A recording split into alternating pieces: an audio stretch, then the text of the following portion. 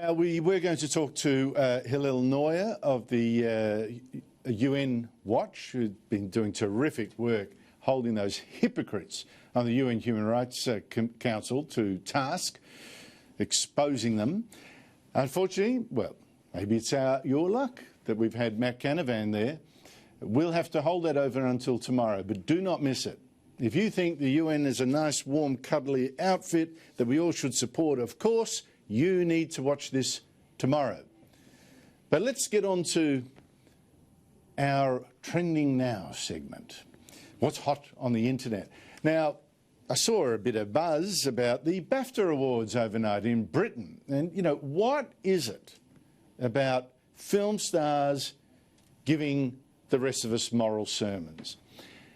Britain overnight held its annual Bafta Awards for film and television, and all the guests were told global warming. Remember, make an effort, please, for the planet. They were even given a booklet on how to wear more sustainable fashion for the sake of the planet. I mean, why not just wear the same gown more than once? There's a little hint. But what movie star will sacrifice their vanity for the planet?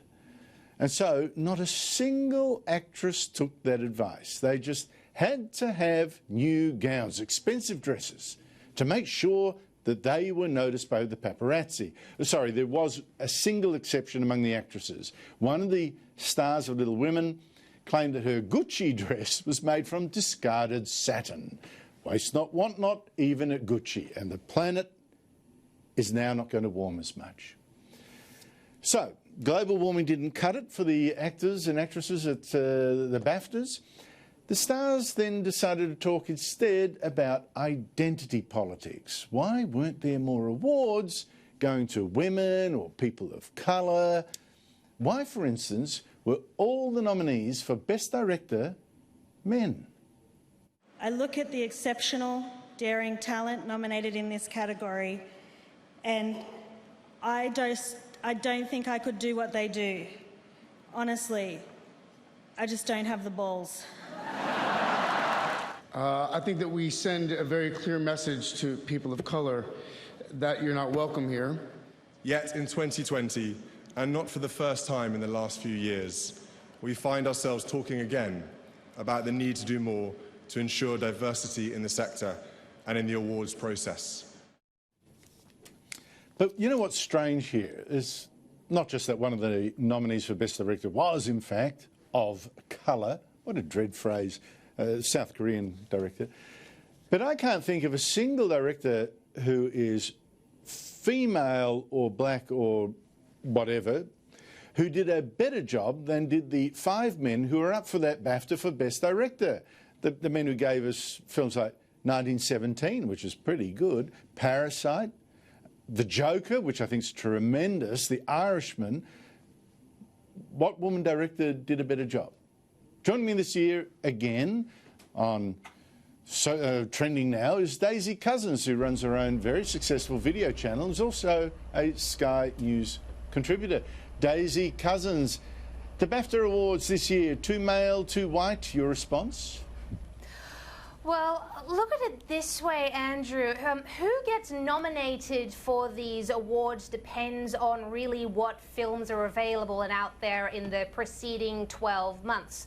Now, in the case of Best Director, the sort of crying that that more women weren't nominated in that category, Hollywood is notorious for having very few female directors comparatively. I mean, as of 2019, only 12% of the directors of the top 100 grossing films were women. So by sheer weight of numbers, of course, you're going to have less women or no women nominated in that category. And as you pointed out, I can't think of any director, female, black or otherwise, who did a better job than those 5 films that were nominated. I think they were objectively the best films.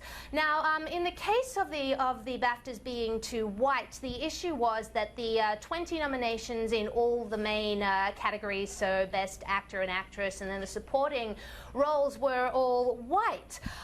Now, again, that depends on what films are out there to actually nominate. And if we look at the past 12 months of films, and I was racking my brains this afternoon, I'm struggling to think of a film where the leading or supporting role was a prominent non-white actor. You know, there just sort of weren't any. It was a very Caucasian-centric movie season, and certainly I couldn't think of any that was worthy or more worthy of a nomination or an award than the ones who were actually nominated. So if the roles simply aren't there, which they didn't seem to be, well, of course non-white actors aren't going to get nominated. So the problem actually, Andrew, if it is a problem, is at a production level, so the producers. Now here's my theory, Andrew, and this is quite funny.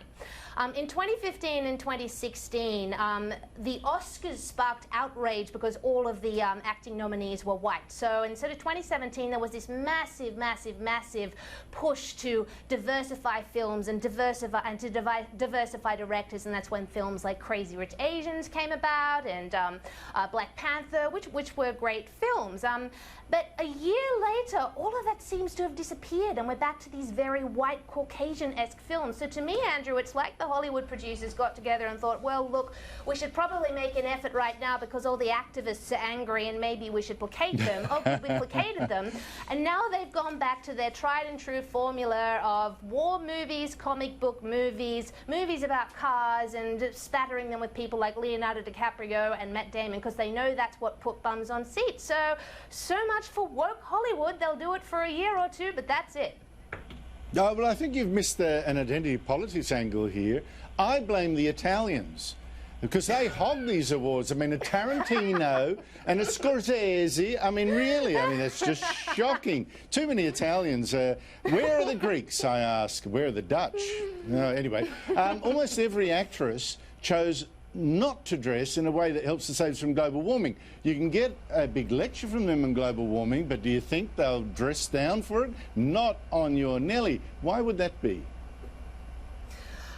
Well, look, we all know that Hollywood actors tend to have a tendency not to put their money where their mouths are when it comes to global warming and climate change. I mean, Leonardo DiCaprio, God love him, and I do. He goes on and on about climate change, but then flies everywhere in private jets and holidays on private yachts, etc. So, you know, it doesn't surprise me at all that these actresses have gone down the route of new clothes for their big awards night. But what I also think, Andrew, is that while actors are reputed for being very left-wing and for being noisy about politics, it is actually, when you think about it, a minority of them that actually do put their political views forward. Most of them kind of stay silent and don't exploit their position. And I actually reckon there are quite a lot of dissenters within the ranks of Hollywood actors. When you think of how much money they earn, they've all got to be filthy capitalists. Let's be real, they don't want their money taxed. And I really doubt that they would buy into the global warming narrative either. So I reckon, who knows, perhaps those actresses are relaying their rebellion against the left-wing Hollywood establishment by daring to wear new clothes for the award show. You just never know. No, well, you have a point there. I mean, I can't tell you how often people have told me from all walks of life, you know, I agree with you, don't tell anyone, I don't dare say what you say. And maybe exactly the same is true of these Hollywood stars, because we know of a few who once have announced their politics, bang, you're out of here, sunshine. Unless they're like Clint Eastwood and they make their own films and they're too big to pull down.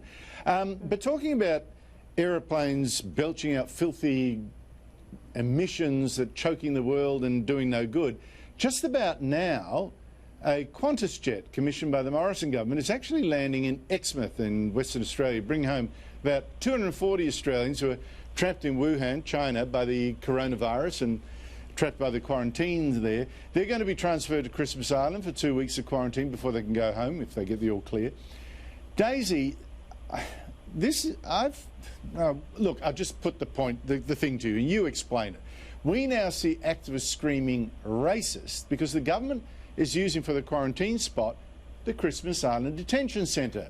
So, former Race Discrimination Commissioner Tim Sopomasane, now a professor at Sydney University, God save us, says Australian citizens deserve better from their government. This from one citizen, he quotes. The government wouldn't send its citizens to Christmas Island Detention Centre if those who were trapped in Wuhan were white Australians. And Osman Faruqi, who was an ABC editor until just late last year, said even if you are a citizen, that is no longer a guarantee that you'll actually be allowed back into the country, especially if you're not white.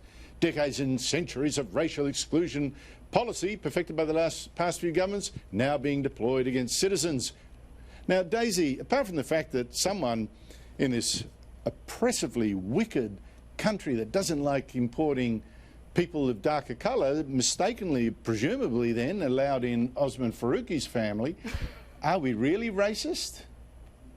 Oh, God, no, of course we're not. And we all know that every normal person knows that Australia is really one of the most tolerant and inclusive countries on the planet. We are arguably the most successful multicultural society in the world, and that is in large part to do with our emphasis on legal immigration. Everyone who is here wants to be here. And as for our refugee program, we take a number of refugees on humanitarian visas who've gone through the legal way. We do very well here when it comes to being inclusive. So these giant leaps that Osman Faruqi and Tim Soutphommasane are making, that somehow the country is racist because we are sending people to be quarantined on Christmas Island, which I think would actually be quite a sensible place to put people, since it is an island off the coast. You know, you stay there for a few weeks, it has facilities there, and then you're brought back if you're given the all clear. That's somehow a racial issue is just bizarre. You have to jump well over to the Isle of Conclusions for that one. And it's so tasteless, dare I say it, Andrew, that the Osmonds and the Tims of the world are turning what is really something that's quite distressing. There have been a number of people who've died. There are a lot of people who are terrified. I'm afraid it's distasteful they're turning this into a racial issue and a political issue. I don't think that is necessary at all, and they should certainly think before they speak. Oh, look, I think you're so right. I've got to say, you know, if this country is so filthily racist and genocidal and all that, why did Tim Soutphommasane's family come from Cambodia? Why did they choose this country? Why did Osman Faruqi think that was exactly the sort of country for them? I mean, you know, there's a little disconnect here. And I also have to say, Daisy, just to wrap up, give people the latest on what's happening, the virus has killed 360 people, almost all but one in China. France says the plane load of people it's just evacuated included 36 who had symptoms of this virus. And I think it actually says something good about this country, that we fly in people, including Chinese Australians, with that risk, and it makes sense to have them contained to one small island for just 2 weeks, just in case. Anyway, there you go. Daisy Cousens, sorry to rant at the end. Thank you so much indeed for your time. Thanks so much, Andrew.